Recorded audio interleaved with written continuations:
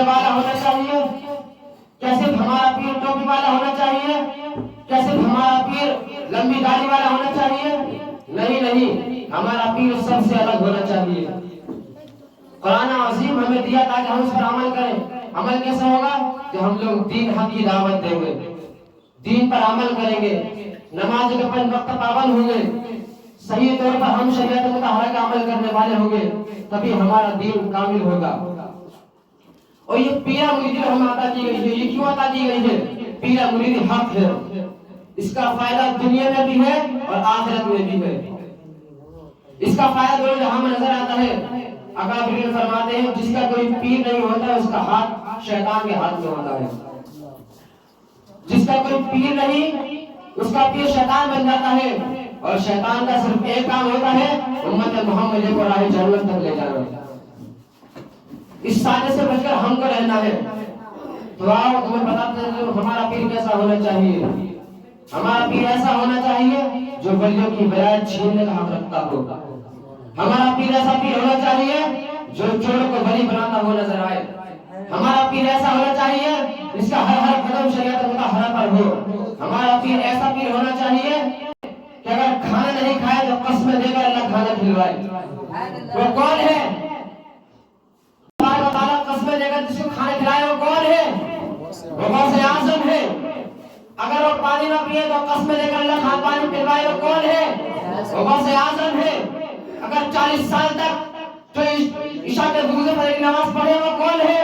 وہ غوث اعظم ہے۔ جو کبھی پانی سے کبھی پتوں سے کبھی پانی سے کبھی پتوں سے جس نے اپنی زندگی گزارا وہ کون ہے؟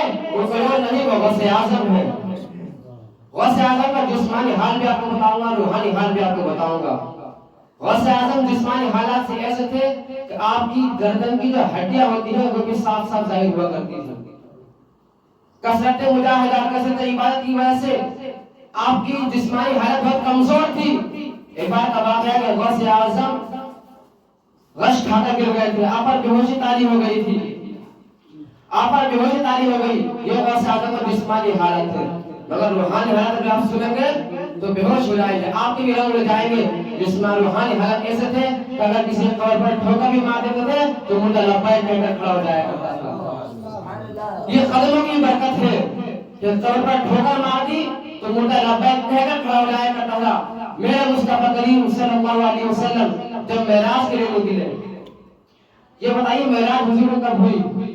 معراج حضور کو ہوئی ظاہری بدن میں، ظاہری تن میں، ظاہری لباس میں، اور حضور کی ظاہری زندگی کب تک رہی؟ صرف 63 سال کی، صرف اور صرف 63 سال کی میں حضور کی نظر رہی۔ لیکن میرے غوث اعظم امام حسن کے بیٹے کے بیٹے کے بیٹے کے اسی طرح 12ویں پیڑھی گزر جاتی ہے، میرا غوث اعظم آتے ہیں۔ امام حسن کے 12 بیٹے گزرنے کے بعد میرے غوث اعظم دنیا میں تشریف لاتے ہیں، اور حضور کو جو معراج ہوئی وہ ظاہری لباس میں ہوئی، ظاہری لباس میں ہوئی، ظاہری انداز میں حضور کا معراج ہوئی۔ ویسے تو حضور نے اللہ کا دیدار کئی مرتبہ کیا ہے، کئی مرتبہ جنت اور دوزخ کا معائنہ کیا ہے، مگر جو ایک مخصوص رات ہے جس کو لوگ شب معراج کے نام سے جانتے ہیں، حضور اس رات میں جب قرب الہی کے لیے گئے تو محبوب کو رکا دیا گیا، محبوب ٹھہر جاؤ، محبوب رک جاؤ۔ غوث اعظم کی روح کو بلایا جاتا ہے، غوث اعظم کی روح کو وہاں بلایا جاتا ہے۔ حضور اکرم صلی اللہ علیہ وسلم نے قدم مبارک غوث اعظم کے کاندھے پر رکھتے ہیں اور بارگاہ الہی میں عرض کرتے ہیں مولا کریم یہ کون ہے؟